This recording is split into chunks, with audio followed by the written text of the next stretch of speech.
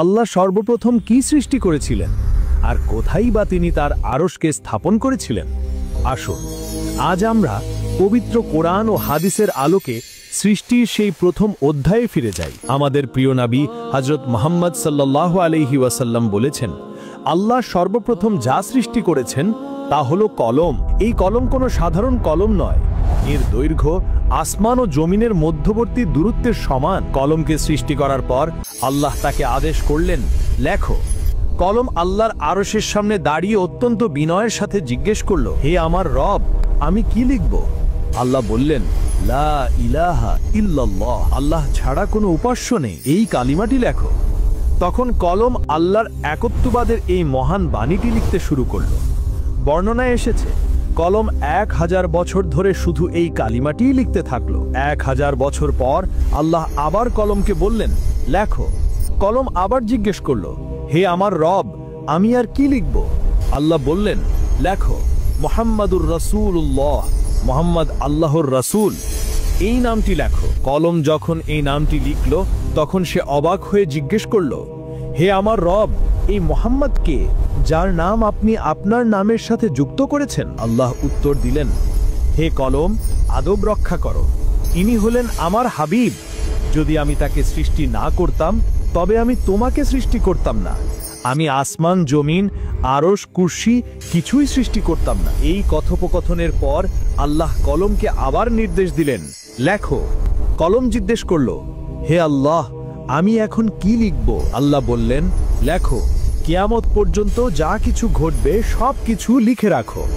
সেই মুহূর্তে আল্লাহর হুকুমে কলম লাউহে মাহফুজ নামক এক সংরক্ষিত ফলকে মহাবিশ্বের শুরু থেকে শেষ পর্যন্ত প্রতিটি অণু পরমাণুর ভাগ্য, প্রতিটি সৃষ্টির নিয়তি, কে কখন জন্মাবে, কে কখন মারা যাবে, কার রিজিক কতটুকু হবে, কে জান্নাতে যাবে আর কে জাহান্নামে, সব কিছু লিখে ফেলল।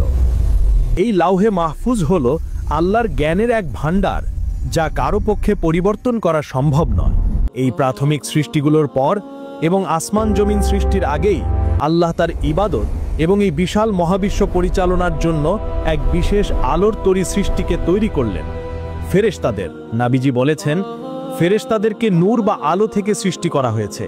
তাদের কোনো কামনা বাসনা নেই, তাদের কোনো ক্লান্তি নেই, তাদের একমাত্র কাজ হলো অবিরাম আল্লাহর প্রশংসা করা এবং তার দেয়া আদেশ পালন করা। তাদের সংখ্যা কত তা একমাত্র আল্লাহ ছাড়া আর কেউই জানে না। তাদের মধ্যে আল্লাহ বিভিন্ন দায়িত্ব বন্টন করে দিলেন। আল্লাহ সর্বপ্রথম 8 জন বিশেষ এবং অত্যন্ত শক্তিশালী ফেরেশতা সৃষ্টি করেন, যারা তার মহান আরশকে বহন করার দায়িত্বে নিযুক্ত। তাদের এক কানের লতি থেকে কাঁধ পর্যন্ত দূরত্ব হল 700 বছরের পথে। এরপর আল্লাহ সৃষ্টি করেন তার প্রধান 4 ফেরেশতাকে, যারা মহাবিশ্বের সবচেয়ে গুরুত্বপূর্ণ দায়িত্বগুলো পালন করেন। জিব্রাইল আলাইহিস সালাম সকল ফেরেশতাদের নেতা, যার দায়িত্ব হলো নবীদের কাছে আল্লাহর বাণী পৌঁছে দেয়া। মিকাইল আলাইহিস সালাম, যার দায়িত্বে রয়েছে বৃষ্টি বর্ষণ এবং সকল সৃষ্টির জন্য রিজিক নিশ্চিত করা। ইসরাফিল আলাইহিস সালাম, যিনি কিয়ামতের দিন সিংহায় ফু দেওয়ার জন্য আল্লাহর আদেশের অপেক্ষায় আছেন। এবং আজরাইল আলাইহিস সালাম, অর্থাৎ মৃত্যুর ফেরেশতা, যার দায়িত্বে রয়েছে সকল প্রাণীর রূহ কবজ করা। এবং আরও অগণিত ফেরেশতা, যারা আসমান, জমিন, পাহাড়, পর্বত এবং মানুষের প্রতিটি কাজ পরিচালনার দায়িত্বে নিযুক্ত। ফেরেশতাদের সৃষ্টি এবং তাদের মধ্যে দায়িত্ব বন্টন করার পর আল্লাহ এই বিশাল মহাবিশ্বের নির্মাণ কাজ শুরু করেন। তিনি 6 দিনে আসমান ও জমিন সৃষ্টি করেন। রবিবার এবং সোমবার, এই 2 দিনে আল্লাহ পৃথিবী সৃষ্টি করেন। তখন পৃথিবী ছিল আজকের মতো স্থির নয়, এটি পানির উপর থর থর করে কাঁপছিল এবং টলমল করছিল। পৃথিবীর এই অবস্থা দেখে ফেরেশতারা আল্লাহর কাছে আরজ করলেন, হে আল্লাহ, এই টলমল করা পৃথিবীর উপর আপনার বান্দারা কিভাবে বসবাস করবে? তখন আল্লাহ পৃথিবীকে স্থির করার জন্য মঙ্গলবার দিন পৃথিবীতে বিশাল বিশাল পাহাড় পর্বত স্থাপন করলেন। এই পাহাড়গুলো পেরেকের মতো কাজ করে পৃথিবীকে মাটির গভীরে গেঁথে ফেলে এবং এর কাঁপুনি বন্ধ করে। পাহাড় সৃষ্টির পর বুধবার দিন আল্লাহ পৃথিবীতে গাছপালা, নদী নালা এবং সকল প্রকার উদ্ভিদ ও প্রাণীর জন্য রিজিকের ব্যবস্থা করেন। এরপর বৃহস্পতিবার এবং শুক্রবার, এই শেষ 2 দিনে আল্লাহ আসমানের দিকে মনোনিবেশ করেন, যা ছিল ধোঁয়ার মতো। তিনি সেই ধোঁয়া থেকে 2 দিনের 7টি আসমান তৈরি করেন এবং পৃথিবীর সবচেয়ে কাছের আকাশকে চন্দ্র, সূর্য এবং কোটি কোটি নক্ষত্র দিয়ে সাজিয়ে দেন। এভাবেই তৈরি হলো আমাদের এই বিশাল মহাবিশ্ব, এক নিখুঁত এবং সুশৃঙ্খল জগৎ যা পরিচালনার জন্য রয়েছেন অগণিত ফেরেশতা। আসমান ও জমিন সৃষ্টির পর এবং মানুষ সৃষ্টির বহু আগে আল্লাহ পৃথিবীতে বসবাসের জন্য এক নতুন এবং বিস্ময়কর সৃষ্টিকে তৈরি করলেন। তারা হলো জিন। জিনরা ছিল এক অদৃশ্য জাতি। তারা মানুষের মতো পানাহার করত, তাদের মধ্যে বিয়ে শাদী হতো, সন্তান সন্ততি জন্ম নিত এবং তাদেরও মৃত্যু হতো। আল্লাহ জিনদেরকেও ভালো মন্দ বোঝার এবং যে কোনো একটি পথ বেছে নেওয়ার স্বাধীনতা দিয়েছিলেন। তাদেরকে পৃথিবীতে আল্লাহর ইবাদত করার জন্য পাঠানো হয়েছিল। হাজার হাজার বছর ধরে জিনরা পৃথিবীতে বসবাস করতে লাগলো, কিন্তু সময়ের সাথে সাথে তারা তাদের মূল উদ্দেশ্য ভুলে গেল। তারা আল্লাহর হুকুম অমান্য করতে শুরু করলো এবং একে অপরের উপর জুলুম অত্যাচার করতে লাগলো।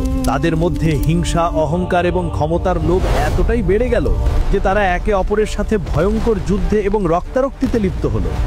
তাদের পাপে পৃথিবী এক ভয়ঙ্কর অশান্তির জায়গায় পরিণত হলো। তাদের এই সীমা লঙ্ঘন দেখে আল্লাহ অত্যন্ত অসন্তুষ্ট হলেন। তিনি আসমান থেকে ফেরেশতাদের এক বিশাল বাহিনী পাঠালেন সেই দুষ্ট জিনদেরকে দমন করার জন্য। ফেরেশতারা পৃথিবীতে নেমে এসে সেই পাপাচারী জিনদের সাথে যুদ্ধ করলেন।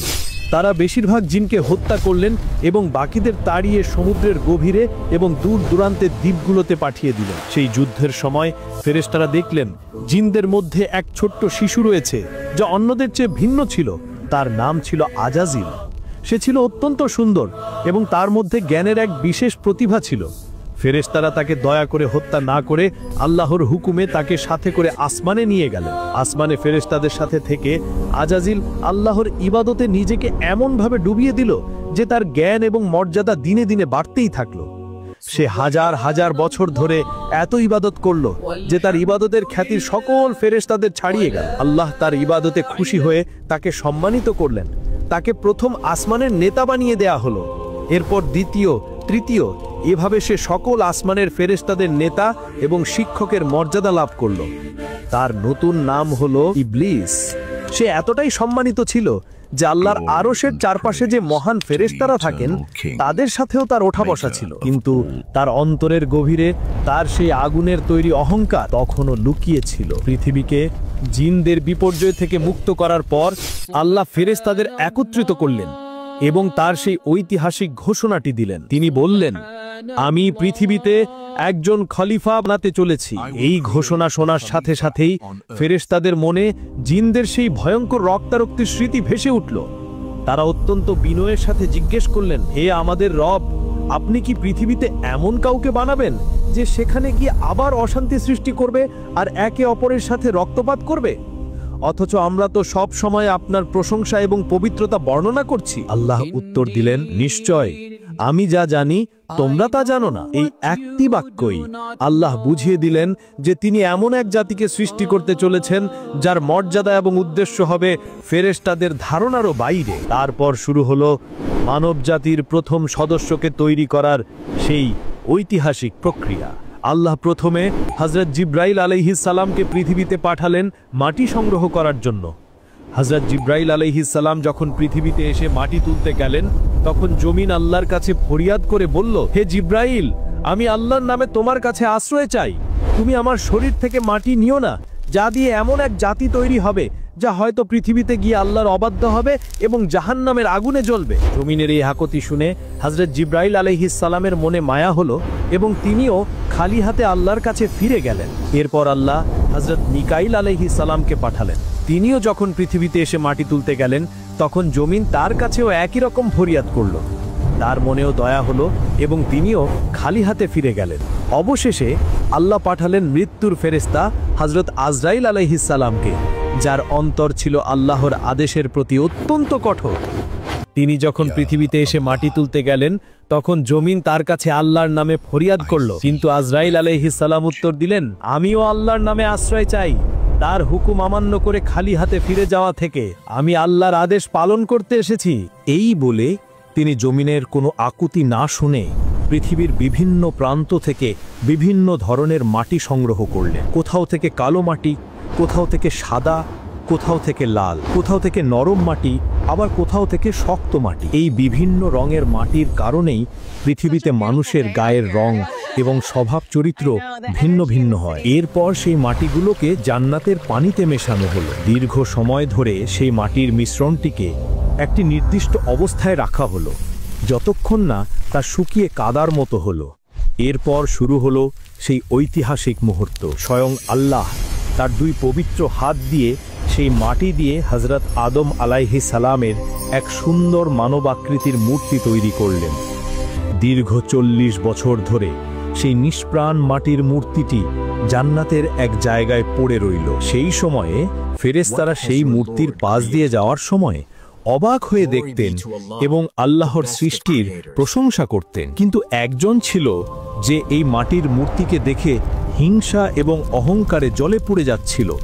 সে ছিল ইবলিস। সে মূর্তির কাছে এসে লাথি মারত এবং এর ভেতরে ঢুকে দেখত যে এটি ভেতর থেকে ফাঁপা। সে তখন থেকেই বুঝতে পেরেছিল যে এই সৃষ্টি হয়তো দুর্বল প্রকৃতির হবে। তার অন্তরে তখন থেকেই আদম আলাইহিস সালামের প্রতি এক তীব্র ঘৃণা আর অহংকার জন্ম নিয়েছিল। সে মনে মনে ভাবছিল, আমি আগুনের তৈরি আর এ হলো মাটির তৈরি, আমি এর চেয়ে সেরা।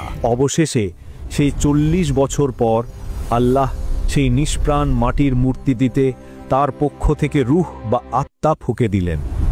রূহ যখন হযরত আদম আলাইহিস সালামের মাথার দিক থেকে প্রবেশ করতে শুরু করল, তখন তিনি হাঁচি দিলেন এবং আল্লাহর শেখানো বাক্য বললেন, আলহামদুলিল্লাহ। উত্তরে আল্লাহ বললেন, ইয়ারহামুকাল্লাহ, আল্লাহ তোমার উপর রহম করুন।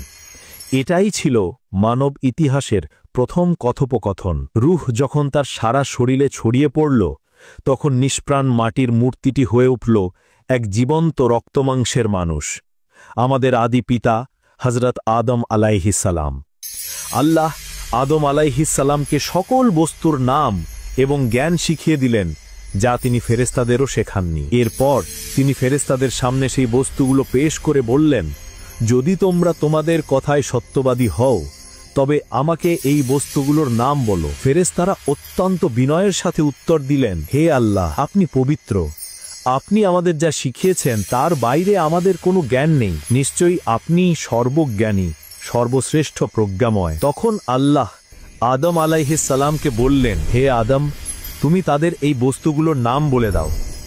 আদম আলাইহিস সালাম যখন সকল বস্তুর নাম সঠিকভাবে বলে দিলেন, তখন আল্লাহ ফেরেশতাদের বললেন, আমি কি তোমাদের বলিনি যে আমি আসমান ও জমিনের সকল অদৃশ্যের খবর জানি এবং তোমরা যা প্রকাশ করো ও যা গোপন করো তার সব কিছুই আমি জানি। এভাবেই আল্লাহ ফেরেশতাদের সামনে আদম আলাইহিস সালামের শ্রেষ্ঠত্বকে প্রতিষ্ঠা করলেন।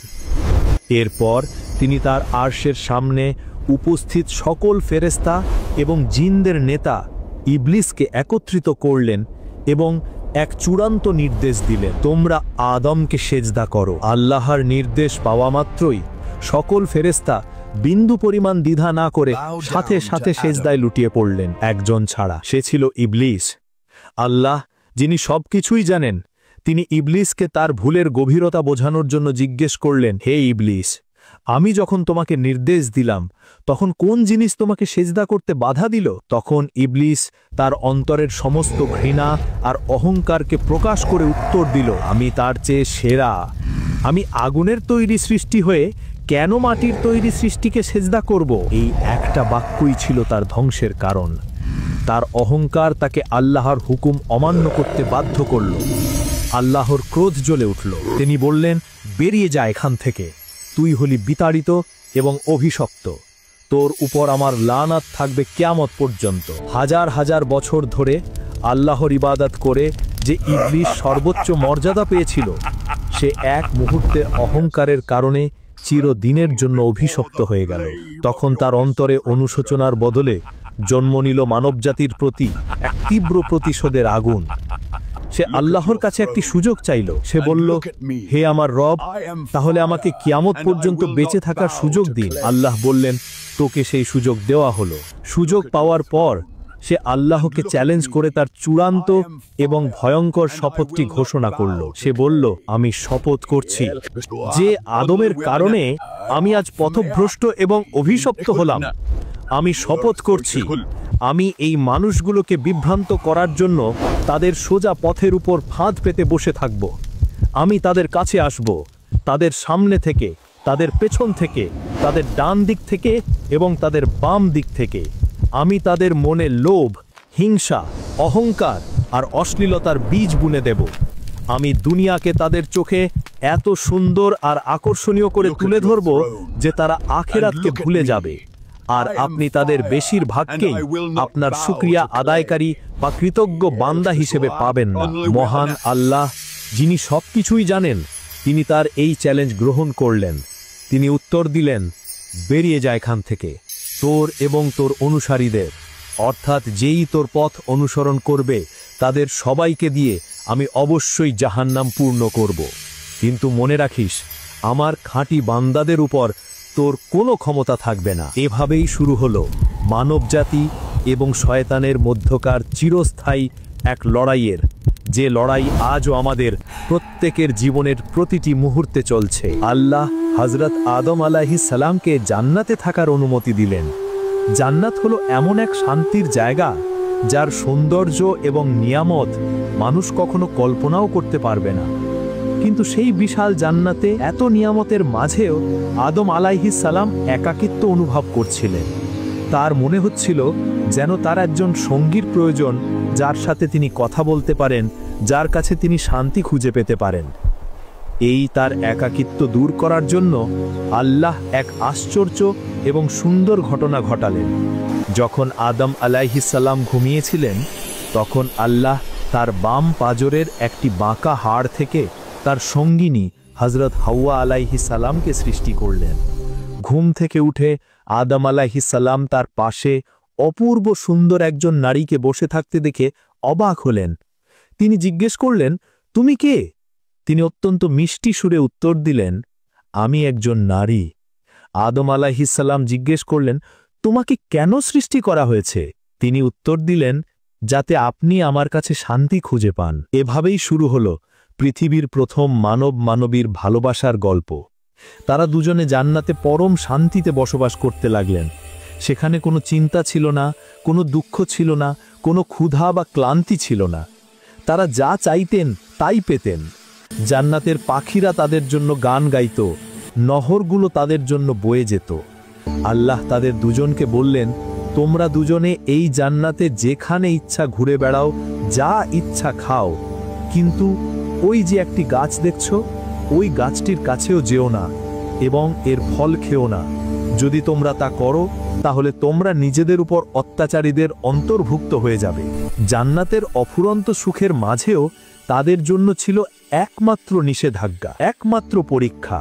আর সেই পরীক্ষাকে কেন্দ্র করেই জান্নাতের বাইরে লুকিয়ে থাকা তাদের চিরশত্রু ইবলিস তার সেই ভয়ঙ্কর শপথ পূরণ করার জন্য তার প্রথম এবং সবচেয়ে মারাত্মক চালটি চালার জন্য প্রস্তুতি নিচ্ছিল। কিভাবে ইবলিস জান্নাতে প্রবেশ করল, কিভাবে সে আদম ও হাওয়াকে সেই নিষিদ্ধ ফল খাওয়ার জন্য প্ররোচিত করল, আর সেই একটা ভুলের কারণেই বা তাদের পরিণতি কি হয়েছিল, এবং কিভাবে পৃথিবীতে মানবজাতির সূচনা হলো, এই অবিশ্বাস্য এবং শিক্ষণীয় কাহিনী আমরা জানব পরের পর্বে। এই মহাকাব্যিক সিরিজ যদি আপনার ভালো লেগে থাকে, তাহলে অবশ্যই ভিডিওটিতে একটি লাইক দিন এবং কমেন্ট করে জানান কোন অংশটি আপনার হৃদয়কে সবচেয়ে বেশি স্পর্শ করেছে। পরের পর্বটি কিন্তু এর থেকেও অনেক বেশি আকর্ষণীয় হতে চলেছে।